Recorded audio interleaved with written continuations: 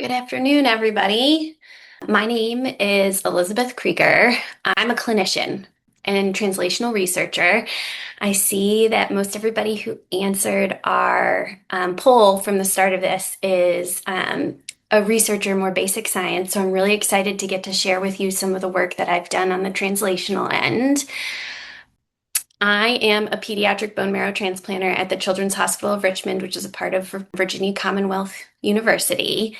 You're going to be able to tell I'm a pediatrician mostly because the color of my slides is really, really bright and colorful, and that's what my children's hospital has. But luckily, iRepertoire's color scheme matches perfectly with ours. So without further ado, today we are going to discuss the early TCR alpha, beta, and gamma delta repertoire dynamics after myeloablative transplant with post-transplant cyclophosphamide. I do not have any actual or potential conflicts of interest in relation to this presentation, and neither do my co-authors. So, since I am speaking primarily to a room of non-transplanters, we're going to talk a little bit about what transplant looks like and why we use it. So this is how I explain it, like kind of just the basics of transplant.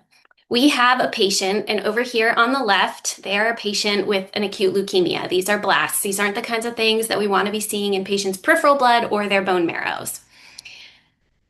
So when we want to go on to do a bone marrow transplant,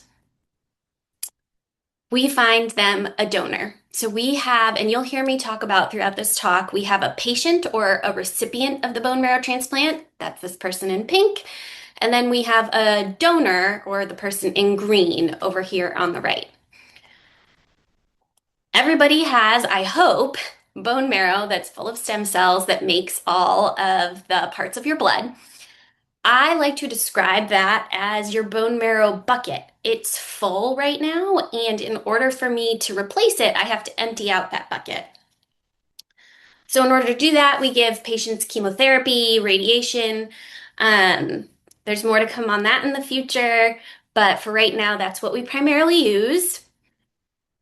This empties out their bone marrow bucket, and then the donor's bone marrow cells are collected in a myriad of different ways and infused into the patient. This allows the patients to reconstitute or grow back, hopefully, a normal bone marrow that doesn't have leukemia and also has some of the characteristics of the donor's immune profile and DNA. Why do we use bone marrow transplant? So first off, we're limited by the total amount of chemotherapy that can be delivered to a patient. So this is limited by things like organ toxicity, potential risks for bone marrow failure, and then the cell cycle of cancer and those kind of trajectories. When we give a bone marrow transplant, we can give a whole log extra of kill, which you can see demonstrated here on the right. And this is primarily why we do bone marrow transplants for things like brain tumors and neuroblastoma in pediatrics. We just use the stem cells to reconstitute the patient's marrow so that they aren't aplastic for too long. They're at less risk for infection and bleeding and those types of things. And they can get those higher doses of chemotherapy. But when we're giving a bone marrow transplant for something like leukemia, we're actually looking for something else in addition to this.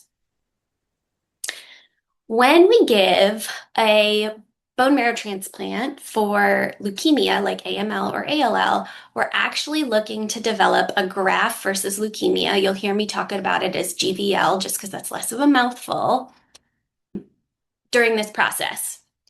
As you guys all know, I'm sure on this talk, each donor T cell infused has a specific T cell receptor, or TCR. This clone interacts with a peptide or proteins presented by recipient cells. And what we're looking for is ideally some of those donor T cells infused will recognize leukemia-specific proteins, resulting in the death of the leukemia cell and the phenomenon we call graft versus leukemia. This is the basic goal of a bone marrow transplant for leukemia and is hopefully what leads to long-term leukemia-free survival. This is a double-edged sword, though, because some of the T cells that get infused can recognize proteins that correspond to normal host tissues. And this can cause an attack and death of normal host tissues. This is something called graft-versus-host disease. You'll hear it talked about really routinely as GVHD. Has an acute and a chronic component. And then on the right, you can see the clinical implications of this, some of the pictures. It particularly can affect the skin with rashes up until even so severe as analogous to burns, changes to the inside of the mouth, diarrhea that can be life-threatening, and changes in the lungs that can lead to long-term complications and fibrosis. Despite this, allogeneic, meaning from someone else, stem cell transplantation remains one of the most powerful immune therapies that we have in our repertoire, but it's also one of the most complex. These donor T cells are essential for graft versus leukemia effect, viral protection, but they also are responsible for major complications like GVHD. A phenomenon which we have the kind of seminal paper for here called post-transplant cyclophosphamide, or you'll hear us call it a lot PTCy for short, has really opened the door for many patients in need of transplant. So what it involves is giving 2 high doses of chemotherapy after the infusion of donor stem cells. I probably don't need to explain this to this group quite as much, but why this works is T cells that are infused that recognize recipient antigens are going to grow quickly within those first 2 days. And when they're growing at this time, it leaves them susceptible to that post-transplant cyclophosphamide or PTCy. I don't know if I can properly explain to you how much this has changed the landscape of transplant here in the United States and all over the world. It makes transplant from partially matched donors incredibly accessible in a relatively inexpensive modification. However, there is a lot less known about how T cells and TCR reconstitution, particularly in these early days after transplant, is affected. So today, we'll get to look at some of that. Our group, really under the mentorship of my primary mentor, Dr. Tour, has studied immune reconstitution after transplant as a dynamical system. That means a system that evolves over time according to defined rules. There are examples of dynamical systems that might not pop into your brain that way, but it's things like population growth in a petri dish, planetary motion. In transplant, the system begins with a heterogeneous population of donor T cells infused into the recipient. In this schematic, pink cells represent non-tolerant alloreactive T cells, while blue cells represent more diverse, tolerant populations. After infusion, these cells undergo rapid expansion. Early conditions, both before and immediately after transplant, may set the system into one of 2 trajectories. One trajectory favors the expansion of dominant non-tolerant clones and a higher probability of graft-versus-host disease. The other favors a more diverse tolerant repertoire at a lower probability of graft-versus-host disease. By studying these early dynamics, we aim to better predict the outcomes and identify opportunities to intervene before clinical complications emerge. Historically, our group has focused on T cell recovery after transplant, largely in terms of the absolute number. Increasingly, however, it is clear that TCR diversity and clonal structure are critical determinants of immune balance. In our group's earlier work, we examined the kinetics of early T-cell recovery using the tangent to the curve, or limit, whichever way you prefer to look at it, and found that patients with more rapid early T-cell expansion were more likely to develop GVHD. Building on that observation, we are now exploring how these early kinetic patterns pair with TCR diversity, clonality, and dynamic changes in the repertoire to better understand the immunologic drivers of post-transplant outcomes. So with that, what we're really searching for is the quest for the Goldilocks zone, immune recovery that is early and robust, but also sufficiently diverse to protect without tipping into alloreactivity like GVHD. While post-transplant cyclophosphamide has dramatically reshaped the transplant landscape, how it influences early clonal dynamics across TCR compartments remains less defined. Now, when I say Goldilocks, I don't want you to think bears. I want you to think solar system. My mentor would also like me to mention that this picture is not to scale. I'm just teasing him now.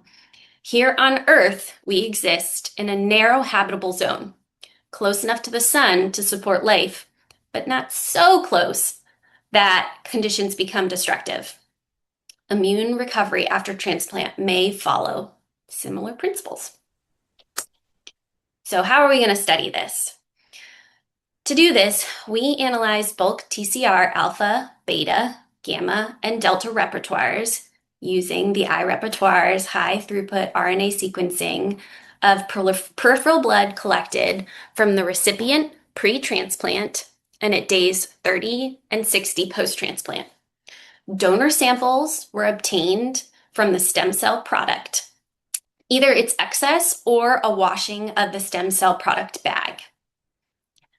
We assessed diversity using common metrics, including and correlated these with donor age, acute GVHD, and CMV reactivation. Our cohort included 35 donor recipient pairs. These were primarily adult patients with a mean recipient age of 58. All received myeloablative, meaning the stronger chemotherapy, conditioning, and then all received post-transplant cyclophosphamide. 71% were matched unrelated donors, meaning we got them from the registry, with the remainder being mismatched unrelated or haploidentical, meaning half-matched from a family member transplants. 86% had myeloid malignancies. The remainder had lymphoid malignancies. Donor age ranged from 19 to 43, with a mean of 27. And the vast majority of grafts were peripheral blood stem cells. Before diving into metrics, it's helpful to visualize what's happening. Early after transplant, we see a rapid collapse of clonal diversity, with a loss of many low-frequency clones and a relative expansion of a smaller number of clones. Throughout the talk, you'll see this illustrated using tree maps, which show clone size distributions with a color per clone across time and different sections representing alpha, beta, delta, and gamma. You will also see seesaw diagrams, which help conceptualize shifts between diversity and clonality across time and conditions. Across all TCR chains, alpha, beta, gamma, and delta, we observed a marked early decline in Shannon diversity from baseline to day 30, with only partial recovery by day 60. This reflects both lymphocyte depletion and antigen-driven expansion early after transplant. Simpson's evenness, not shown here, also decreased post-transplant, indicating a less even and more oligoclonal repertoire.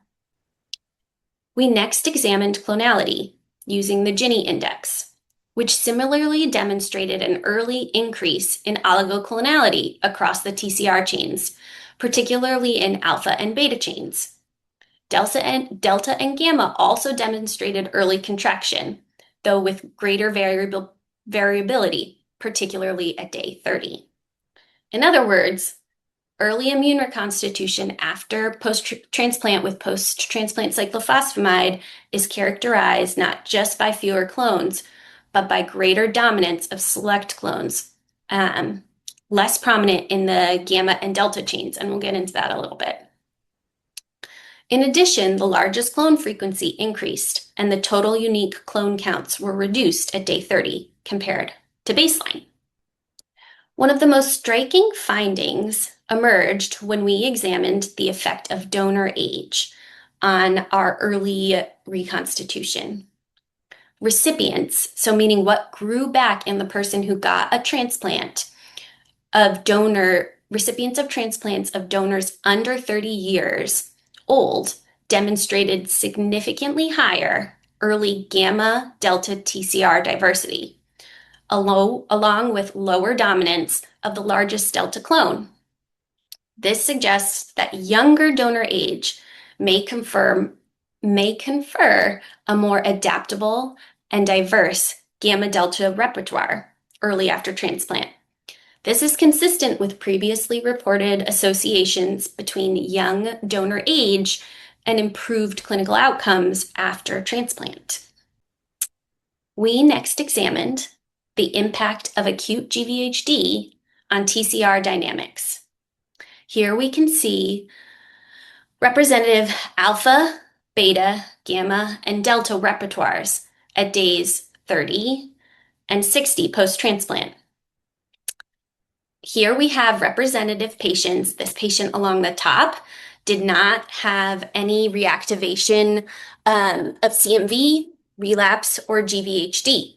However, this patient below in blue did have the development of GVHD, acute GVHD, early on in transplant.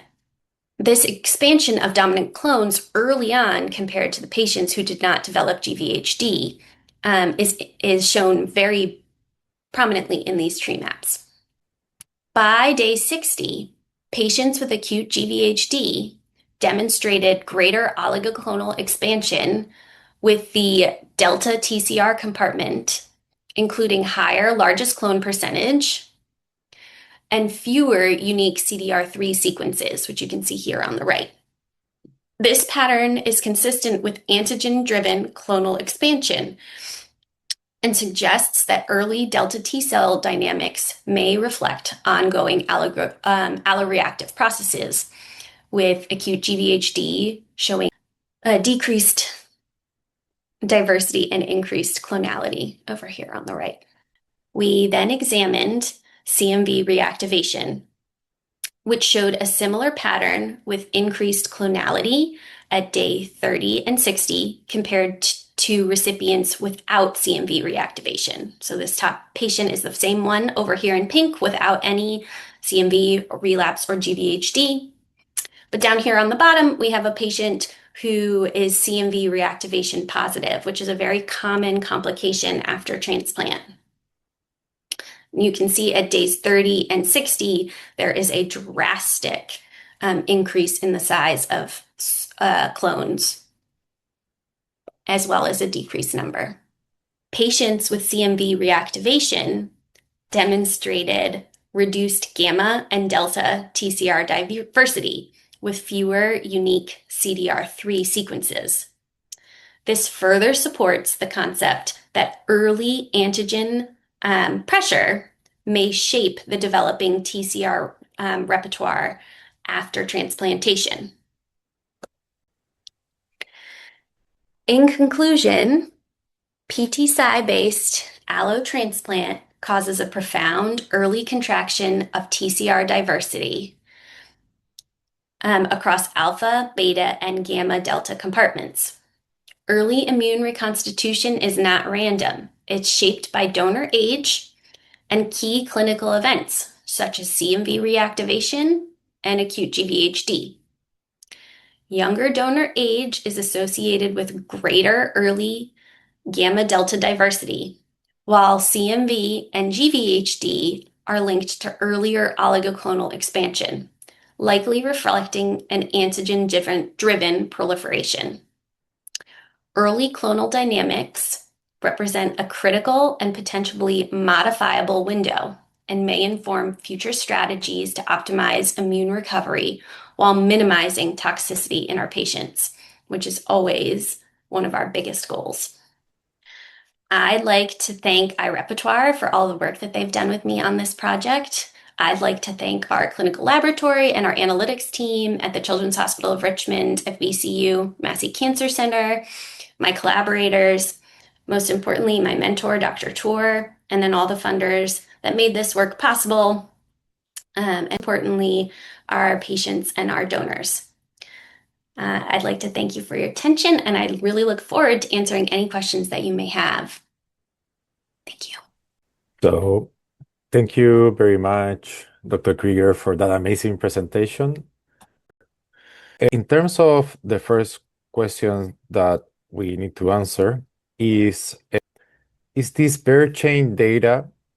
If not, do you expect the changes in clonality and diversity to remain the same if this was done using paired chain data? Yeah, this was not done using paired chain data. In order for us to get the vast diversity, look at more than just a couple of cells, we chose to do this bulk. We feel that the data would be very similar if we were using paired chain, but we are working on some of the probability understanding of that as we speak, so more to come. Perfect. And was relapse a study in this cohort? That's a really good question. We actually, and I probably should have put a slide about that in here. We did study relapse in this cohort, but in this particular instance, we are looking at the first 30 and 60 days post-transplant, which I'll be honest, none of the patients in this 35 patient cohort, thank goodness, relapsed. And so we'll go on to study that. We have upcoming samples that we are going to run on 6 months post-transplant and then 1 year post-transplant to look at relapse data. I have done a previous study utilizing not post-transplant analysis, but post-donor lymphocyte infusion. Donor lymphocyte infusion is a post-transplant therapy that we use when patients have relapsed soon after transplant.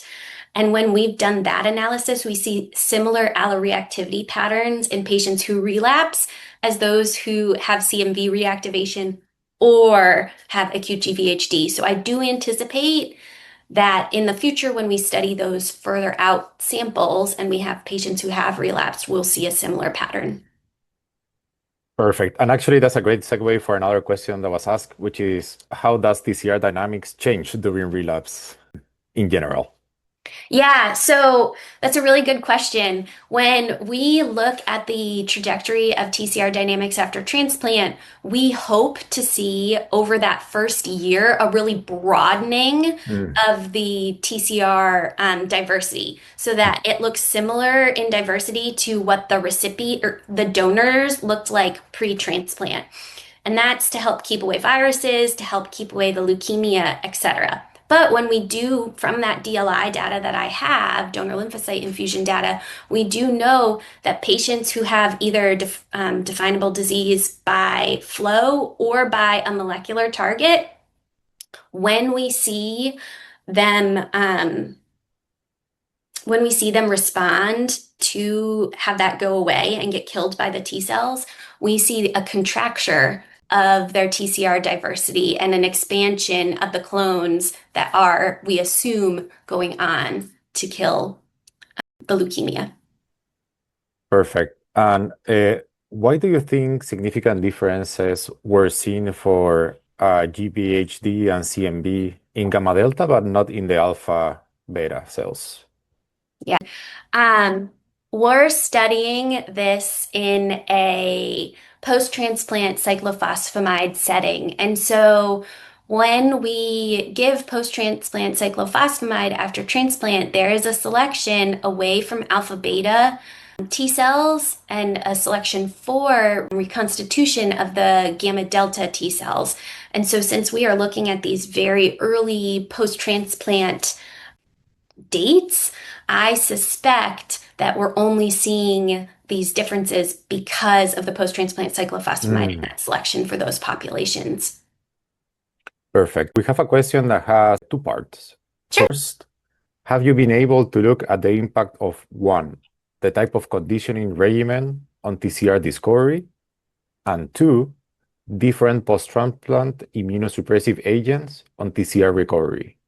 Or in general, did most of the patients have similar regimens?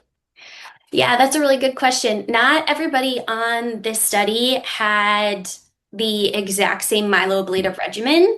There was a mixture of flu and some other BUSI, other myeloablative regimens. With this smaller cohort, we have not gone to look in more detail to see whether there was particular differences. No one got ATG, which I think is important to note, but it's something that we hope to look at more in the future. This cohort all received post-transplant cyclophosphamide, Mhm. MMF, and tacrolimus. So that Mm, gives us some reproducibility. So we won't be looking in this particular cohort how our GVHD prophylaxis was affecting our reconstitution.